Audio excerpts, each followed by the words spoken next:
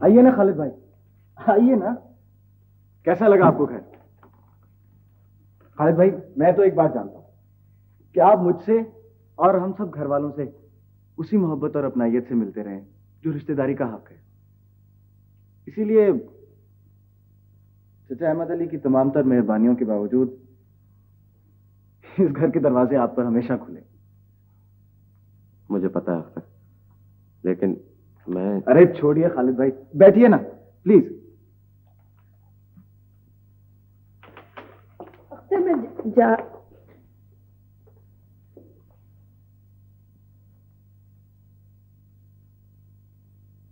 बहुत खूब, बहुत अच्छे। मुझे तो बहुत तमीज सिखाती हो। और अब घर आए हुए मेहमान से सलाम दुआ लेने की भी तौफीक नहीं है। अच्छा अख्तर, मैं चलता हूं यार। अरे खालिद भाई, आप भी कमाल करते हैं। भला ये कोई बात है कि आदमी किसी के अमाल की सजा किसी दूसरे को दे दे? हैं? तशरीफ ले आइए मोहतरमा। हर वक्त का मजाक अच्छा नहीं होता। तो फिर आप ऐसा कीजिए कि मजाक का कोई टाइम मखसूस कर दें।